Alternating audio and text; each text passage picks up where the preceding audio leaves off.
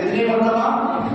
ایک مرتبہ درود پڑھتا ہے. ذرا غور سے سنیے گا کہ درود کی کتنی فضیلتیں ہیں، درود پاک پڑھنے کی کتنی برکتیں ہیں.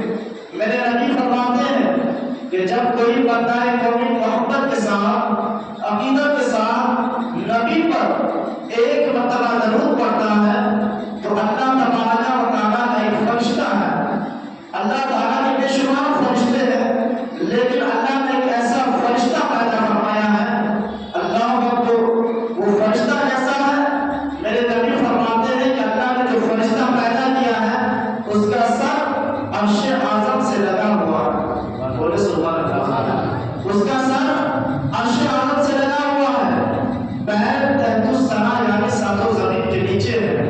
اس کا ایک بازو مشرق کی جانب ہے اور دوسرا بازو مغرب کی جانب ہے. تو میرے نبی فرماتے ہیں کہ جب کوئی بندہ مومن محبت کے ساتھ نبی پر درود پڑھتا ہے تو اللہ تبارک و تعالیٰ اس فرشتے کو حکم دیتا ہے کہ وہ نور کے دریا میں غوطہ لگائے، نور کے دریا میں ڈبکی لگائے.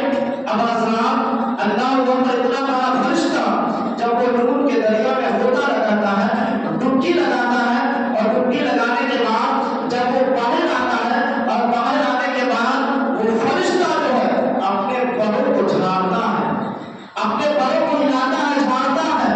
تو اللہ اکبر. آپ ذرا سوچیں اتنا بڑا فرشتہ جس کا سر عرش اعظم سے لگا ہوا ہے، پیر تحت الثنا میں ہے، ایک بازو مشرق کی جانب دوسرا بازو مغرب کی جانب، گویا کہ وہ اپنے بازوؤں سے پوری دنیا کو گھیرے ہوئے ہے. اتنا بڑا فرشتہ، ذرا سوچے اتنا بڑا بازو ہوگا تو اس کے بازو سے نہ جانے کتنے پانی کے قطرے ٹپکتے ہوں گے. حضرات جب کوئی پرندہ کسی تالاب میں غوطہ لگائے، ڈبکی لگائے، اور ڈبکی لگانے کے بعد جب وہ باہر آئے اور اپنے پروں کو جھاڑے تو پرندے کے پر سے پانی کے جتنے قطرے گریں گے ہم اسے گر نہیں سکتے.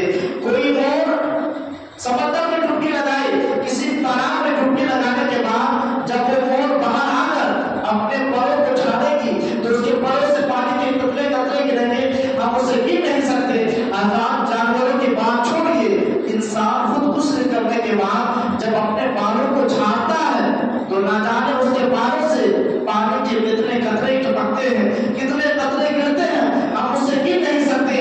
اللہ پر اتنا بڑا فرشتہ جس کا سر عرش اعظم سے لگا ہوا ہے،